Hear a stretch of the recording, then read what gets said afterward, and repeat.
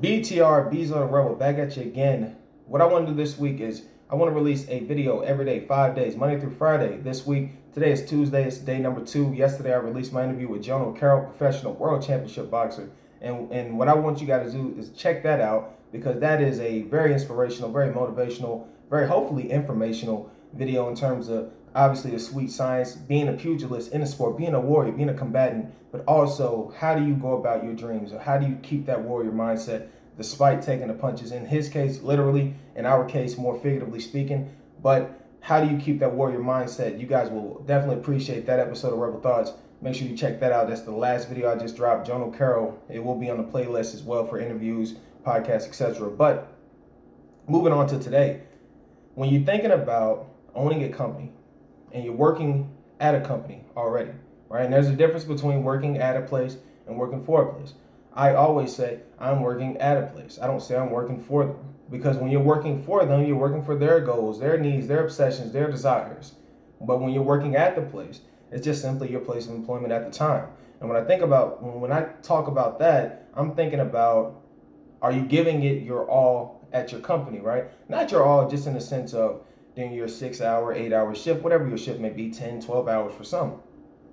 But what are you doing outside of the confines of that company? Are you giving it your all? And by all, I mean you're stressed. Are you still stressing over the company? Are you still worrying about how you can make that particular company better? If you're trying to be an entrepreneur, now this is simply for my entrepreneurs out here, right? If you're not trying to be an entrepreneur, you're not trying to be in it for self at some point in your life, then this is not for you.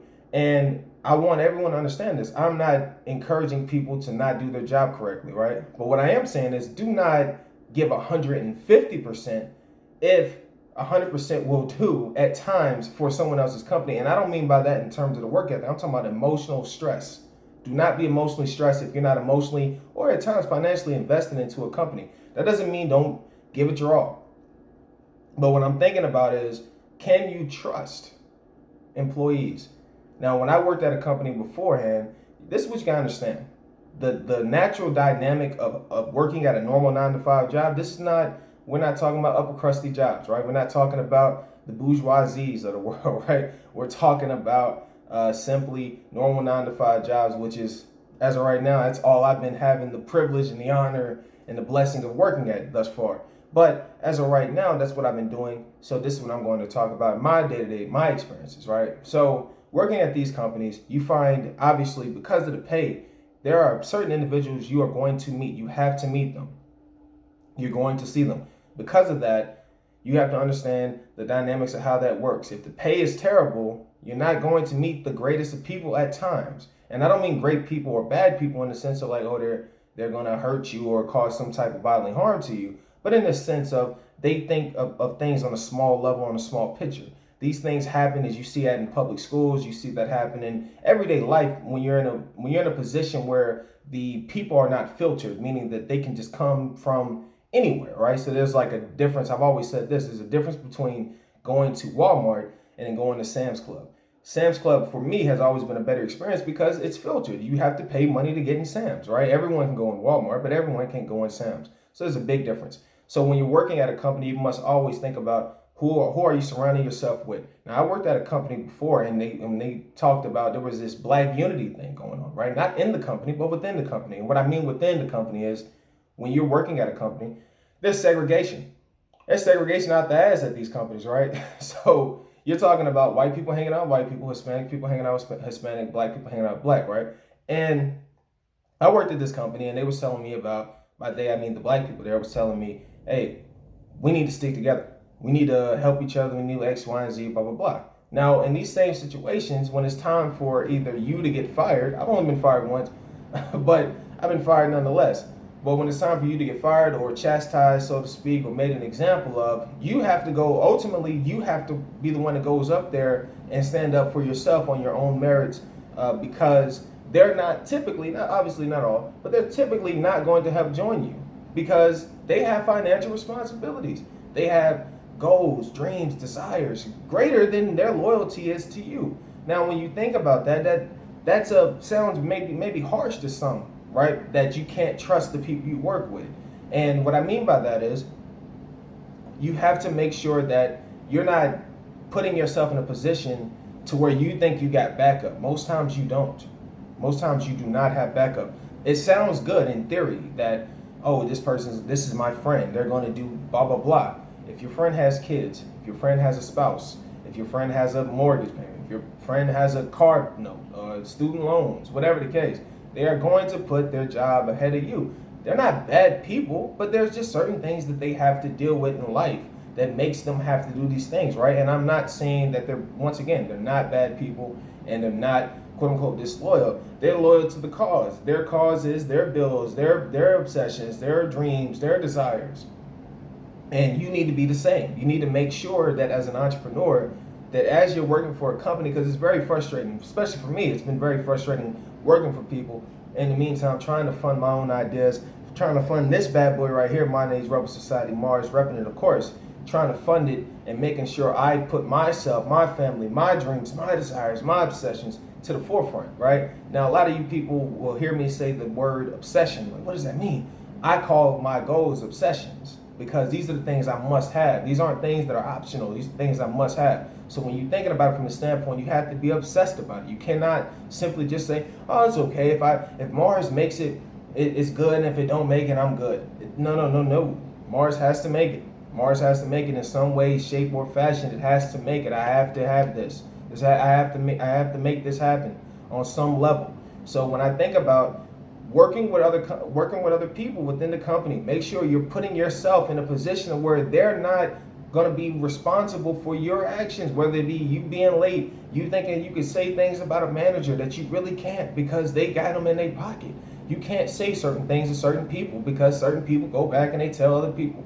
These are the things that people don't talk about at the workplace. They don't want to discuss this. They don't want to discuss that some people buy into the company and some people don't buy into the company because some other people want their own company. Now that's a big difference between if you're thinking about this, let's think about, for example, like a Chad Ochocinco, Chad Johnson, one of my favorite wide receivers of all time. Now he's one of the best receivers, one of the best route runners, one of the best trash talkers, one of the more entertaining players of all time. And when you think about this guy, he's putting himself in a position, this is when he was playing, to where he was more marketable than other players, right? Now, he was an individual on a team sport. He didn't cause a lot of drama. He didn't cause a lot of friction, but it was the fact that he couldn't be controlled, contained. And when you think about that from that standpoint, and I'm going to get into that on another video, is that when someone's trying to control you, contain you, they don't want you there no more, no matter how good you are. It's like this when you think about Chad, for example. He's a great wide receiver, but he'll give you 1,400 yards, but you'll take another guy who'll give you 1,000 yards with less of a headache. Not because he's better, but because he's going to give another person, say, hey, you guys got to listen to the coach. Hey, you got to do this. Hey, you got to do that. You got to do this. You got to do that. So when you got to think about it, as an entrepreneur, you're in it for yourself.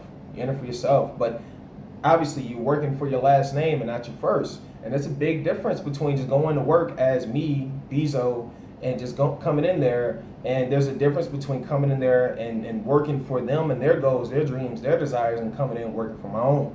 So once again, I want you guys to understand, listen, can't trust everybody you work with. Don't tell everybody everything. Don't gossip about people. All right? There's no need to be gossiping about people at the workplace. Not only is it unprofessional, but it also, these people are friendlier with other people than you may think. So you got to always think about and people will use different things to deceive you. Like I said, it could be black people, oh, we unified, or it could be, Hispanics got to stay together, or hey, I don't like the manager. It's the grunts against the manager. It's the team X, Y, and Z of this particular department of the company against this company or this part of the company. It doesn't matter. Make sure you are aware of it. Doesn't mean you don't build a rapport, build a relationship, learn how to network, talk to people, learn how to articulate art, all these different things. Learn how to speak to people, right? Do it from a standpoint of, I'm here for a job, I'm here for a mission. So if you're an entrepreneur, you're working at a place for a normal 9 to 5 at the moment, whether it be warehouse, serving, X, Y, and Z, just make sure you keep your goals, your dreams, your desires, your obsessions to the forefront at all times. And that is all I have. But I will have another video for you guys tomorrow and Thursday and Friday. My intention is to start making this a 5-day-a-week thing. I want to start dropping more content, way more content. Gonna obviously still look for more interviews. I'm looking for a wrestler. I'm looking for a boxer. I'm looking for a rapper. I'm looking for an actor. I'm looking for this, and that. And I want it all. and I want it all.